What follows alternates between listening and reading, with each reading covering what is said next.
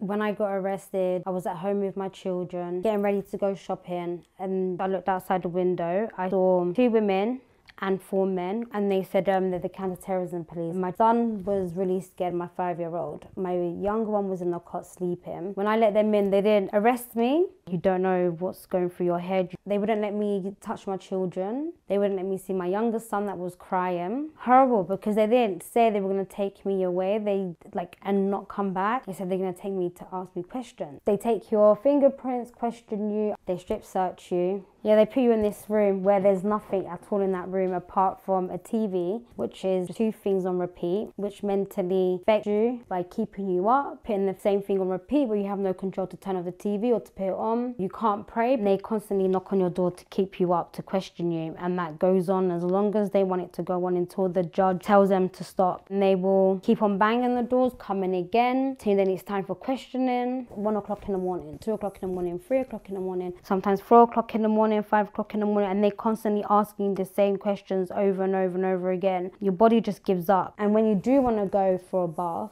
or for a shower, you're surrounded by officers, so you're not privately left alone to even have a shower. Breaks are in a cage, 6 foot by 6 foot it was, and you're there with officers surrounding you. You just got so much going around your head. Everything's a blur, and you just feel like it's a dream. It's so crazy. Even to this day, I'm mentally affected from it all. Like when I'm talking about it, it just builds up so much emotions, because you just would never think you'd be in that situation. When you go through this whole terrorism process, you realise there's no rights, there's nothing. They don't even give you even a hijab to pray. Or I was going through the same thing for 3 weeks, questioning me, morning, night. You don't have no rest, you're exhausted. You just feel like the whole world's just upside down. My parents weren't here, they're on holiday. They stopped the plane to question them, so my parents were confused why that was happening. Emotionally and physically, like, it was draining for them. They couldn't even leave their house without the media being there. Being outside my mum's house and constantly making a big story about it, trying to pay people from my school about it. It was just horrible. It was really horrible for my family. I just more had people trying not to be around as much because they thought the police were going to follow or police were going to ask them questions. Because the newspaper, they put out my address, so I had a lot of death threats from EDL. It was scary to go on the train sometimes because you don't know what's going to happen. Death threats were to my children as well. Oh, we're going to kill her, we're going to slice her up, her and her children should go back to the country. Knowing full well that I was born here, well, I don't know what country I'm going to go to. My youngest sibling was getting bullied in school and I found it hard. My youngest sister was looking after my children, so social services don't take them. And I spoke to my sister the next day and she was just on the phone crying, going, oh my gosh. My oldest son understood. He's very smart. He knew I might be going to prison. That was the horrible thing. And the most horrible thing is knowing that my children are involved in everything. Because now my 13-year-old is constantly getting bullied and attacked in school. He doesn't really have contact with his dad. So I'm dealing with everything. And sometimes he'll come home and he's so angry. And he'll be like, oh, it's all your fault because of what you put me through. And then he will say, oh, I'm sorry. I just said that because I was angry because I'm being bullied. My brother was getting bullied a lot. And my brother hated it. Like, people would say to him, oh, you're the brother of a terrorist, and teachers would treat him a certain way, and then he has to defend himself. And it's like, why do all these people have to defend themselves when they didn't go through any of it? My oldest son now suffers from PTSD, trauma, anxiety, and especially because of the bullying in school. Like, he tries to defend himself. There's only certain amount you could defend yourself with. And he's been bullied since the day I got arrested. He's 13 now. He's been bullied since, since 5. And that's affected him mentally. My youngest son, now, when I went to prison, I missed like the walking, the crawling and everything. My sister was the one that was doing all of that. When I came out, it was very difficult. But my oldest son knew, so every time he would come into prison, he wouldn't let me go. And he'd be like, I want to come upstairs to your room. I want to come and stay with you in your room. And I'm like, you can't come. And I had to explain it to him. When my kids were visiting me is when the social services had to watch the visits to see how I am towards my children, to see what I'm going to say to them. That was the most horrible part, because my kids didn't feel free. They didn't feel like they could just come and be free with me and hug me because we had someone watching over us, and that wasn't a nice feeling at all for them. They hated it. It was just the fact of them having to leave me was the most hardest time for them. The worst times are when my kids visit me and then I have to say bye to them. I hated that. I hate going upstairs and knowing that I had to say bye to my kids and I won't see them for another week. Because I suffer now from a lot. So I didn't sleep at all. It was so weird. You were in prison and you're thinking, oh, no way am I here. You just try to block the situation that you've left your children. You can't eat. In the middle of the night, you have this thought that something's happened to your children. So you don't sleep because you just can't wait to wake up in the morning to phone to see if they're okay. Because you can't just come out of your room whenever you want to see if your child is okay. And I constantly kept on having that feeling, oh my gosh, has something happened to my children? Oh my gosh, I can't sleep tonight. And are they okay? And it was horrible. And now I suffer from a lot of things. Like I don't sleep. I suffer from insomnia, PTSD, trauma. I constantly think something bad's going to happen to my kids. I constantly think social services are going to take my kids away. So I'm constantly walking on eggshells. And it's constant fear that you live with for the rest of your life now until they're 18. Yeah, I remember there was a point where my kids were coming every single day and it just got a bit overwhelming for me because them going home was just affecting me a lot. And I had to tell my sister, do you know what, I need a couple weeks off without seeing them so much. It affects you mentally and you live with that for the rest of your life. So you're constantly living with guilt and you give them what they want sometimes because you feel bad. And then you realize when they get older, that doesn't really benefit them, giving them things because you feel guilty. So I didn't see my parents for like two months. I remember seeing my dad come for the first time because I'm very close with my dad. So when he came for the first time, it was really nice because there were sisters there that their parents disowned them. For me, having that support from my mum and my dad and my sister, brother, it was really nice because you just know you have that support and no one's disowned you. And when my dad is like the most understanding man ever. I remember he always says to me like, Allah only tests those that he loves and he doesn't choose anyone to go through these hardships. And you've been going for a lot of hardships. So for him, he always says like Allah is the way of Allah saying that he loves you and there's something better for you. And I think having that kind of support with your family, it helped a lot. I remember even they would send me a card, all of them. So it was my mum, my dad, my sister, my brother, my children. And they did like this massive card and they all wrote something on it. And everything they were writing was just like a little hadith and saying how Allah tests us and Allah take you away from your children is a big test. And being in prison is another test. So I remember reading that every single night, every day. It was so nice to have in my room.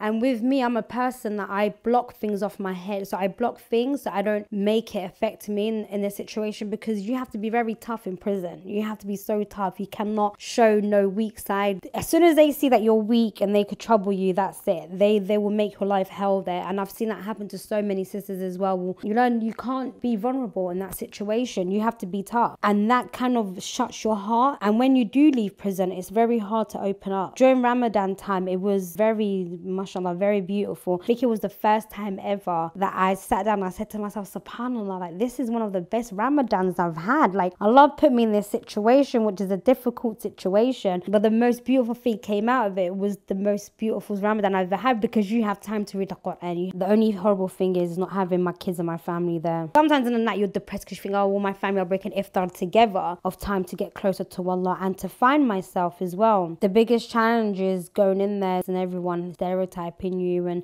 trying to stab you and fight you. Having to defend myself in there. I had to put up with people that were murderers, serial killers. I remember there was a serial killer on my landing. She stabbed my roommate on the neck, literally 2 centimeters away from her jugular vein. And subhanallah, we actually got in trouble for it. The problem is we had more actually in prison. It wasn't the inmate. It was the officers when it comes to Friday prayers, Ramadan, Eid. It's like anything to do is Islam. It was very hard to, it was always about radicalization. I remember even the police would sit inside and that wasn't normal for us. The police normally sit outside with the doors open. They started sitting inside. They started asking people to listen into the Friday lessons, the prayers. We had like sister circles on a Wednesday. They stopped that as well for us where we were learning the alphabets and learning how to read Quran.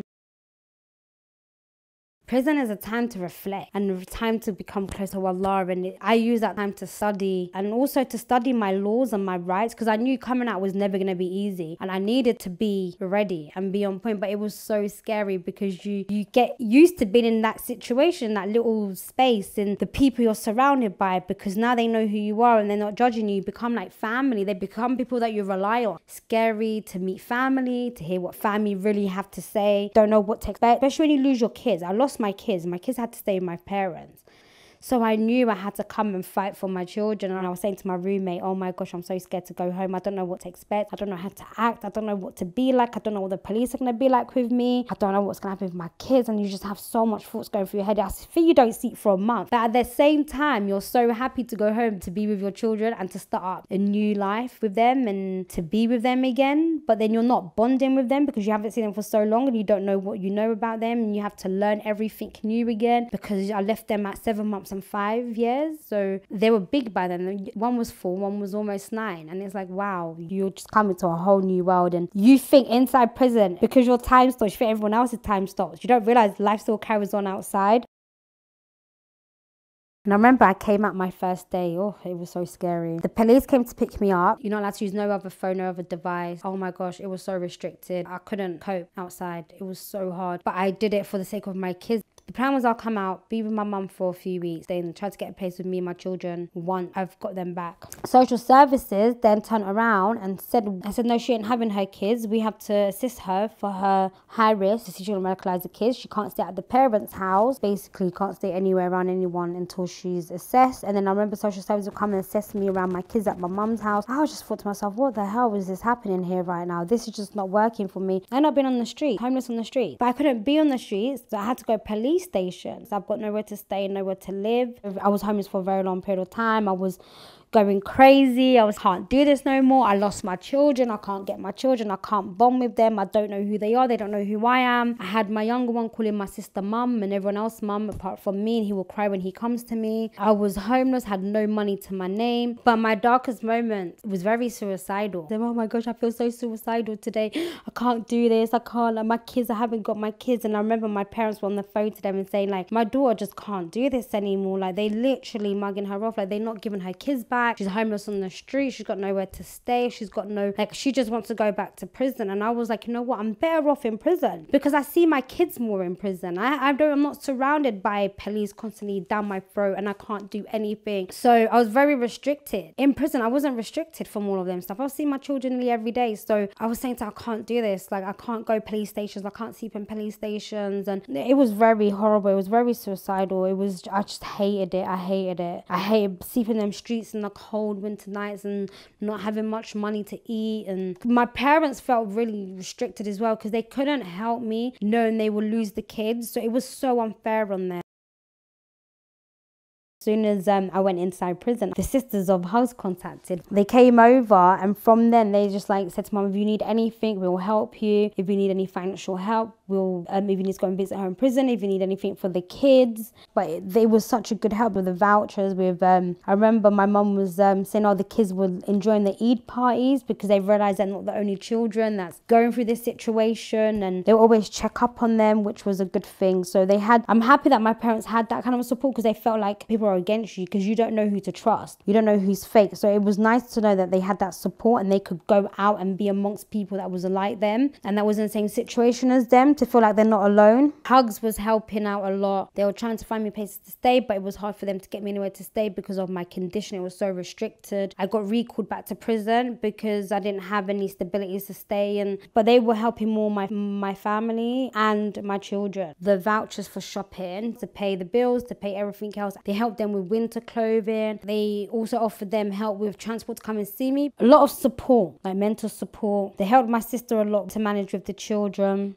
I always do things by myself. So for me, it was very hard to ask HHUGS for help and like not accept their help. I was so grateful for it. So HHUGS was just always there knowing I need something. So they will call me and be like, oh, do you need any help? Do you need anything? Oh, are you sure you don't need anything? Because you never asked for anything. And then it became easier for me to ask them for help and to tell them my situation and to open up with them. I've been asking them for more help and support because my son's growing and becoming more demanding. So I've been asking for a mentor and a role model for him. And as well, they've helped me so much with my son, my oldest son. I can't even describe how much they've helped me with him. They've found him a mentor, put him involved in this youth club. They help like with the cost if he needs to go on trips and stuff like that because of what he's going through and what they know what he's going through. And they've also said that it will help him. And I can't thank them enough for helping helping me to get him in a better situation that he is in now, like lawyers, solicitors, to help him with the schools that's neglected his needs, prevent that want to get involved with the school calling the police on him constantly because they think he's going to be a threat. They've helped me so much when it comes to things like that with my son. And if I didn't have them and that support with them, I wouldn't know what to do. I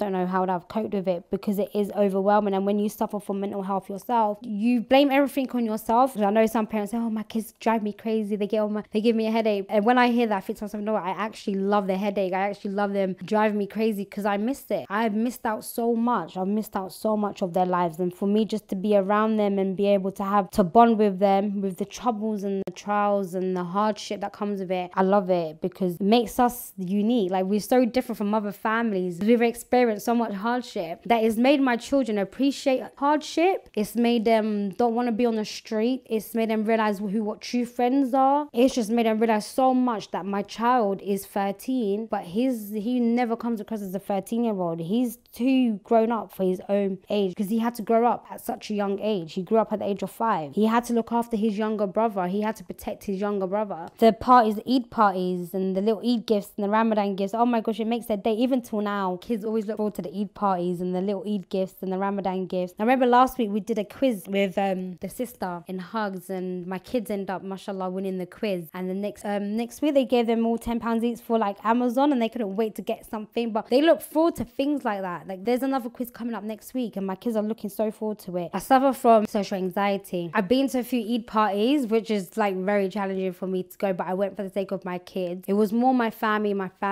sisters. I went to a lot of things. Really good. It was good to meet sisters. Good to hear like other people's situations. But the sisters, then the people in HHUGS always push me. Wallahi, they call me every week and they're like, oh, are you okay, sister? How are you, sister? You know, you have to come. You know, you have to do this. You know, you have to do this. And wallah, that pushes me so much to actually come out and do a lot of things. They also help me right now with counselling. I can see such a big change with the counselling within myself. So all the mental health that I go through, they make me forget that for a bit. They will call me, and if I could be so depressed and not want to leave my house, and I just feel like the sisters will just uplift me. So they uplift me and they just, you realize, you know what, this is all a test. Allah will help you regardless of what you've gone through. He will always find a way out for you. Always have to remember Allah. Always remember Allah, so you don't go into that depressive mode and just not know how to come out of it. HHUGS helped me more with my mental health, my child's mental health. A lot of people think HHUGS is more of a financial thing. They give you financial money, they give you financial stability. People don't realize HHUGS does more than that. They do so much more than just to help you financially. They help you emotionally, they help you mentally, they bring you counselors. If you've got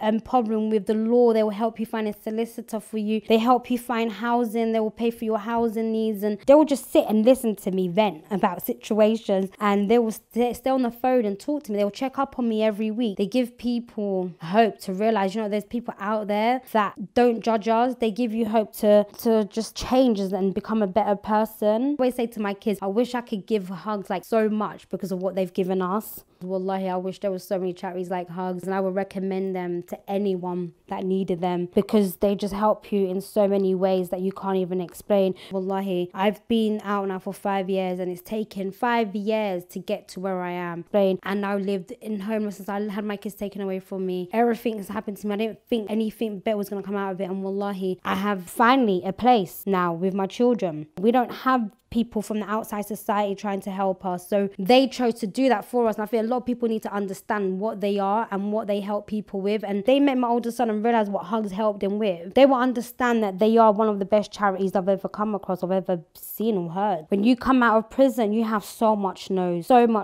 was homeless on the streets. It doesn't matter if they're Muslims or whatever, regardless of where they're from. They look at you differently, they look down at you. They don't want to help you, they don't want to support you, they don't care seeing you on the street. They really do not care. And HHUGS is so different. They've actually been there. They've been my biggest supporters, my only supporters, only people that I have to support me. You can rely on them no matter what. No matter what needs you need, they will be there to help you. If they can't help you, they will make sure they'll find another organization or someone else that can help you. The best thing that's ever come into mind in my kids' life, because I can't imagine not being with them.